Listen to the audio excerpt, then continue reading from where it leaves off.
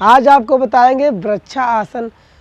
वृक्ष देखिए सीधा तना हुआ खड़ा रहता है और शोभायमान होता है। उसी प्रकार हमारे पैरों का विशेष योगदान है हमारे शरीर में कि जब तक सीधा खड़ा होकर चलते रहते हैं, झुक के नहीं चलते हैं, कि यह बूढ़े हो गए हैं, इनके शरीर का स्टेमिना लॉस हो गया है। जब हम सब के शरीर का स्टेमिना लॉस होता है, मांसपेशियों में शिथिलता आती है, तभी व्यक्ति झुक कर चलता है, तभी पैरों का दर्द होता है, पैरों में सीधा खड़ा होने की क्षमता नहीं होती है। तो क्यों ना हम वृक्षासन करके अपने पैरों को मजबूत करें, अपने स्टेमिना को बचा कर रखें। वृक्षासन करने के लिए हम किसी भी पैर से पहले कर सकते हैं, चाहे तो दाहिने पैर से चाहे बाएं पैर से। हमारी जंघों पर बहुत ही ऐसे पॉइंट होते हैं जिस पर प्रेशर डालने से हमारी मांसपेशियां अच्छी प्रकार से कार्य करने लगती है। तो ऐसे अगर हम सबसे सहज तरीका है, हम अपने पैर से ही अच्छा प्रेशर डाल पाएंगे, क्योंकि अपने हाथों से हम इस पर अच्छे से प्रेशर नहीं डाल पाएंगे।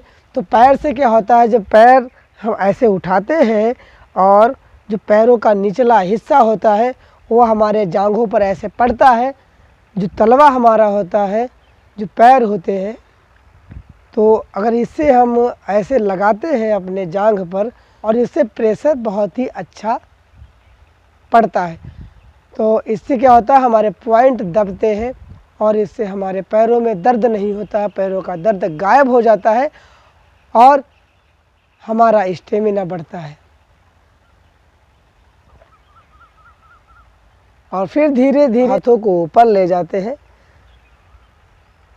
मन को शांत करते हुए, मन में एकाग्रता जब तक नहीं आएगी तब तक आप ऐसे खड़े नहीं हो पाएंगे।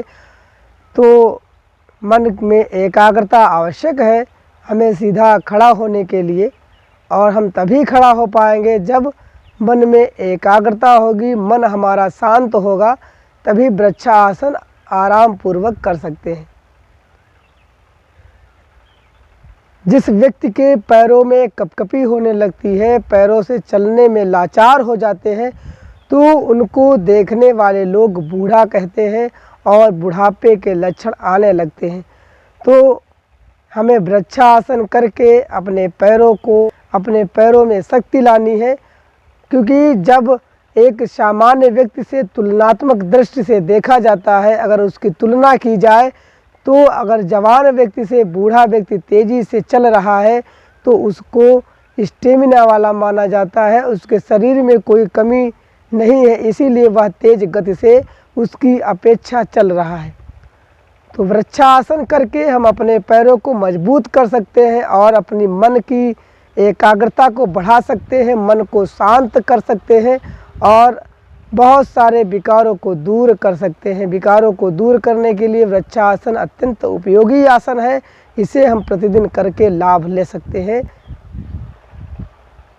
पहले के जो साधु महात्मा होते थे, वृक्षासन की स्थिति में सीधे खड़े होकर तप किया करते थे और इस माध्यम को अपना ऊर्जा का केंद्र बना के ऊर्जा को इकट्ठा करते थे।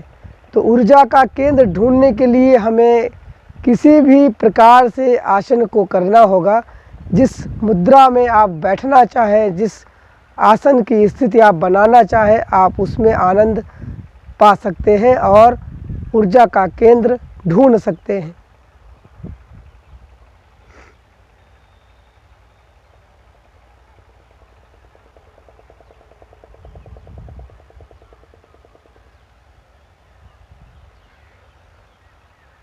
दोनों पैरों से करना होगा।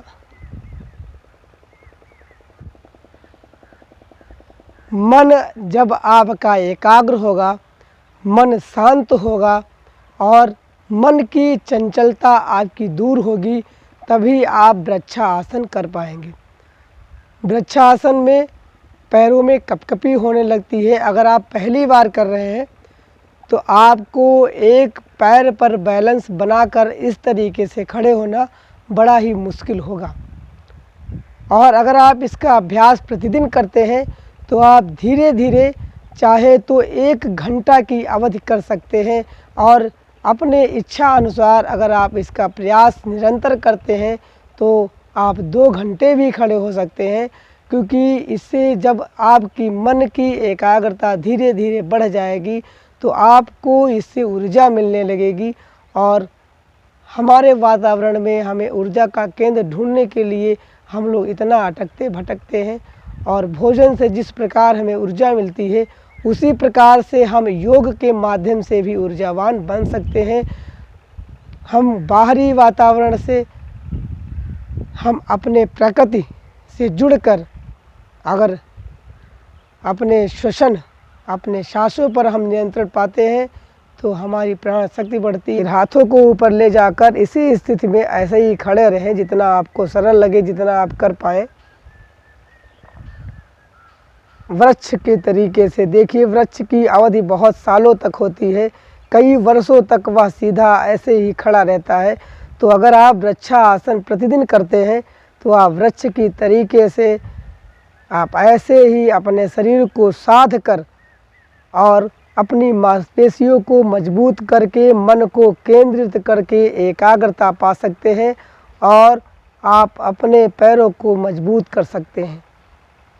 वृक्षासन यह बहुत ही अत्यंत उपयोगी आसन है आपके पैरों के लिए, आपके मन की एकाग्रता और मन को शांत करने के लिए। अगर आप प्रतिदिन वृक्षासन करते हैं तो आप इसका लाभ बेहतर तरीके से ले पाएंगे और अपने स्वास्थ्य को अच्छा बना पाएंगे। तो आशा करते हैं यह आसन आपके लिए अत्यंत लाभकारी सिद्ध होगा। और आपको यह वीडियो कैसा लगा आप कमेंट बॉक्स में लिख के बता सकते हैं। और आप किसी भी रोग से निवारण के लिए आसनों के बारे में जानकारी ले सकते हैं।